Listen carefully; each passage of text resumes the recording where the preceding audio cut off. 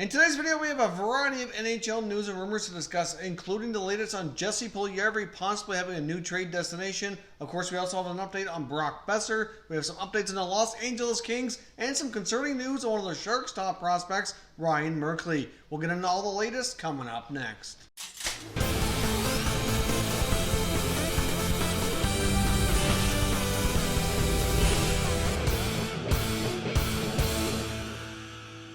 So welcome back here to Top Shelf Hockey. As I mentioned, we have a variety of news and notes and rumors to discuss here today. So let's jump right in and get into it here. Now, the latest news on Jesse Puljujarvi and the Edmonton Oilers. Of course, he's getting into some early action over in Finland. Looked pretty good, scored a goal right away in his first action over there. But there is some new news on a potential trade destination should the Oilers finally pull the trigger and trade the young Finnish winger. It is believed that the Tampa Bay Lightning have been showing some interest and that there have been some talks going back and forth between Edmonton and Tampa over a potential Puljujarvi trade. Now, it's believed that the Oilers want a young prospect and a draft pick in return, and many believe that they'd be targeting young forward Anthony Cirelli or possibly young defenseman Mikhail Sergachev, although it's highly doubtful that Tampa would part with either one of those players in any deal really, especially in a trade for an unproven Jesse Puljujarvi. But could the Oilers possibly settle on a young forward named Taylor Raddysh, who of course is a former junior teammate of Connor McDavid, had a pretty solid American Hockey League season last year after turning pro, had a pretty solid junior career as well. The Tampa Bay Lightning are a very deep team. They do have some good, interesting prospects that likely may not get a chance to play in Tampa and all the long-term big money contracts. So would they possibly consider parting with a guy like Raddysh for a project like Puljujarvi? It's really debatable to see, but if the Oilers would settle for that, they might actually be able to get somewheres, because they're certainly not going to be getting their hands on Sergachev or Cirelli. But either way, talks are believed to have taken place, and we'll see if anything further actually comes from it or not. Now, Rick Dhaliwal of Sportsnet, who covers the Vancouver Canucks, has been talking about Brock Boeser and the fact that there's still a lot of work to be done on a new contract between Boeser and the Vancouver Canucks. They still appear to be far apart on contract negotiations here. Not quite sure exactly what the gap is, but of course Brock Boeser is also dealing with the fact that his father has been severely ill recently, so dealing with the contract and dealing with his father, trying to get ready for training camp. Certainly has a lot on his plate right now. And because of all that, you can't help but wonder if he will have a contract in time for training camp. I mean, there's been times during this offseason when we heard things were getting close, negotiations were going well, but now we're hearing things are still far apart and there's still a lot of work to be done. So it's certainly debatable, like many of the other RFAs around the league, how close they really are, or if they will have something done in time for training camp. But of course, as I've said before on multiple occasions regarding a lot of these RFAs, at this point there still isn't much of a sense of urgency on either side. So as we get closer to training camp opening and the players starting to miss time, and of course the team not having them there, especially when they're a big part of the team, like Boeser and Marner and Tkachuk and all the other guys around the league, it'll become a little bit more urgent on either side to kind of pick up the negotiations and make sure a deal gets done so they can avert any more time lost. And of course, for many of these guys, if they sign after the season gets underway, their cap hit for the initial year for the coming season is going to be higher than the other years, and a lot of teams just can't afford that. They're already struggling as it is to get their players under contract here in the first place. And of course, many believe that the Mitch Marner contract negotiations with the Leafs are holding things up. At least that seems to be the consensus around, so I guess we will see. But at this point, it seems as though Boeser and the Canucks still have a lot of work to be done before we can say they're anywhere close to getting a contract in place. Now, we do have some updates to discuss today on the Los Angeles Kings as well. Some of this information comes from Dennis Bernstein in the fourth period.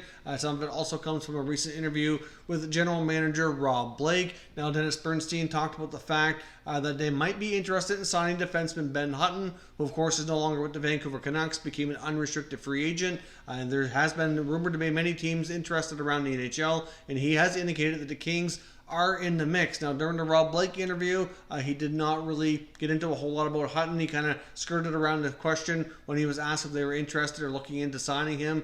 I do see Hutton being a good fit with the Kings, though, and I can see them having interest. So I guess time will tell. I imagine Hutton will be getting a contract somewhere.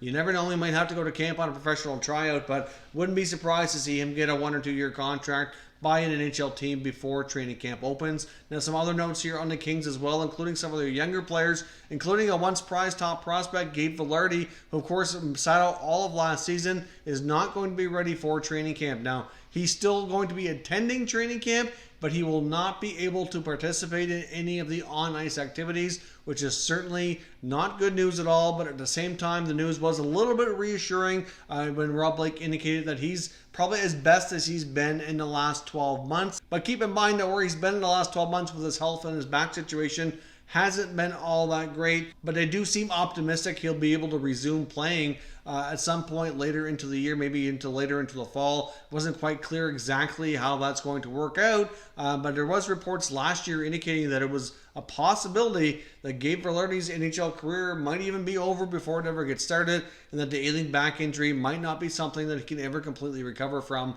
But I guess we will see. I'm sure they've sought out multiple medical opinions to consult about that and figure out if they can get things under control for him so he can play and get his career back on track. But we will see. But some unfortunate news there for Vilardi, who will not be ready for training camp, and some other guys that are still healing up as well and won't be ready for the beginning of camp include Ledoux and Forward for the Kings. Neither of those guys will be ready when training camp kicks off here. Now, some other notes regarding the LA Kings as well. Some of this comes from Dennis Bernstein and some other sources covering the LA Kings. Around their forward, Tyler Toffoli. I mean, of course, Toffoli's had a pretty decent young career so far. He's had a fair bit of success, of course, like many of the guys on the Kings. The last year or two hasn't been quite as great.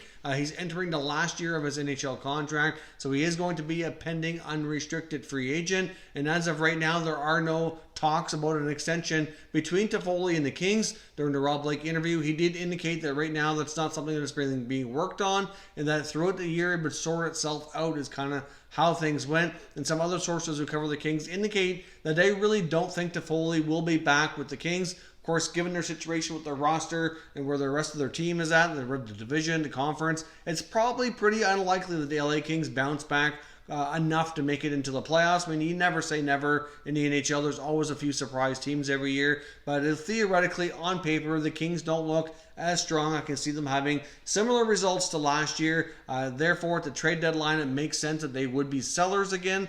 And if there are sellers going into the final year of a contract for Tyler Toffoli, I think that it makes sense that they could trade him. Of course, if he gets off to a good start and puts up some decent production earlier in the year, they might consider signing him to a shorter term, maybe 2 or 3 year extension. But he likely would get much more in the open market if he tests free agency next summer. So I would think more than likely Toffoli rides out the year in LA and likely does get traded at some point during the season as a rental and then hits free agency. And I guess we'll see where he ends up. But if he can get off to a hot start and put up some better production, then it certainly will increase his value and allow the Kings to recoup some more assets in return for a possible trade. But most of the media covering the Kings out there certainly believe that he is likely trade bait for the season.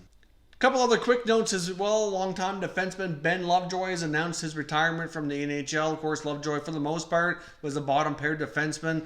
Pretty serviceable guy, had a pretty decent NHL career, bounced around to a handful of clubs, but he has announced that his career is over and he is retiring. Of course, we've seen some other retirement announcements as well that we've discussed in some other recent videos. It's kind of that time of year when guys start to realize that, you know what, maybe their bodies can't hack it, maybe there's no contract opportunities, and here we are calling it a career for Ben Lovejoy. And of course, Matt Hunwick as well, and unfortunately is going to be out for the entire season for the Buffalo Sabres due to a neck injury. So certainly another piece of news there for the Sabres. Is not good news, but it will provide them with some LTIR relief, which will kind of help, I guess, with the cap situation. But overall, not great for the player and not great for the team on the ice and in the dressing room. And lastly here, I want to touch on San Jose Sharks 2018 first round selection, one of their top prospects in their organization, Ryan Merkley, who's been a top defenseman in the Ontario Hockey League for the past few years, at least from an offensive production standpoint. Now, of course, last year, during the 2018 NHL draft, he was regarded as a top 10 pick based on skills alone. He's a very talented hockey player and one of the best offensive D-men to come out of the OHL, and as a hockey prospect, really in general, in quite some time. Like, he certainly ranks right up there, strictly with his skating and offensive skills. Top notch for sure. Many scouts had him pegged, even in some cases, top 5 last year. but his lack of defensive play, his lack of defensive effort, his overall attitude, and many other off-ice issues has certainly ruined a young man's reputation right now, and is certainly having some more drama around him here as of late. So, of course, right now, junior teams are kicking off their training camps. They usually get underway usually a few weeks before the NHL. He was previously with Guelph of the Ontario Hockey League, but last year he was traded to the Peterborough Petes. And, of course, Guelph had a really strong team, so the fact that they traded him on their way to having a lot of success was certainly telling. They obviously had their issues with him, was mostly off the ice. You know, he's had issues with the coach. He's talked about it being uncoachable. So his lack of defensive effort at times is certainly quite glaring and certainly a major issue. So to be traded from a strong team near the trade deadline to Peterborough, certainly not good news really for him. And now the Peterborough Petes have announced that they do not want him coming to training camp. They've told him to stay home while they need to try to find a trade to hopefully get him on to another junior roster. Now, of course, there's no guarantee he'd make the NHL this year, although he is a very talented kid, and he will be going to training camp with the San Jose Sharks. He did attend their training camp last year as well. Of course, as we've discussed before, the Sharks are a team that has a lot of great veteran leadership. And if there's any team around the NHL who could handle a player with these type of issues and maybe mold them into being a more mature player to help them move past this, the Sharks would be a good landing spot for him. So I could understand when they took the chance and drafted him last year in the first round. Of course, much later than his talents would normally have put him on the draft board. But either way, the fact that his junior team doesn't even want him to show up and they're doing everything they can to get rid of him is certainly not good. I mean, this guy has more drama and more baggage around him, even than a guy like Josh Hosang, who's certainly come into the NHL with the same type of drama. But of course, even Josh Hosang has kind of moved forward a little bit and has had some mild success at the NHL. Not a lot. He's certainly looking for an opportunity to become a full-time player, but at least, you know, he's kind of in that same kind of category as that type of player who just has a lot of baggage and drama that comes with them, and things are not looking good for Merkley. I'm not really sure how the Sharks feel about all this, but so far it looks as though he is going to camp with them. But the fact that his junior team doesn't even want him is not good news. And all of these issues very well might put all this talent to waste, and he very well may never have a shot at really making it in the NHL if he doesn't get some of this stuff cleaned up and quickly, because teams are not going to want to tolerate with all of this other stuff here. So I guess we'll see what happens with Ryan Merkley, and if we get any additional statements or information out of the Sharks organization to discuss the matter any further. And we'll see how training camp goes with him in San Jose, and see if his rights get traded to another Ontario Hockey League junior team. But it is possible that he may not even be able to play junior hockey this year. And of course, he's not eligible to go to the American Hockey League yet either. So where will Merkley even play this year if the Sharks don't want to keep him in the NHL? Certainly up for debate. Will remain to be seen, and I'll provide any updates as the news breaks. That is all your latest updates here for today. Of course, as always, we'll know your thoughts and opinions on all the topics covered in today's video. So certainly leave me your comments down below in the comment section, and we'll continue the conversation. If you're new to the channel, consider subscribing and turning on your notifications so you don't miss any future content, and give this video a thumbs up if you enjoyed it as well. I'd appreciate it if you did. As always, thank you for watching, and I will catch you next time.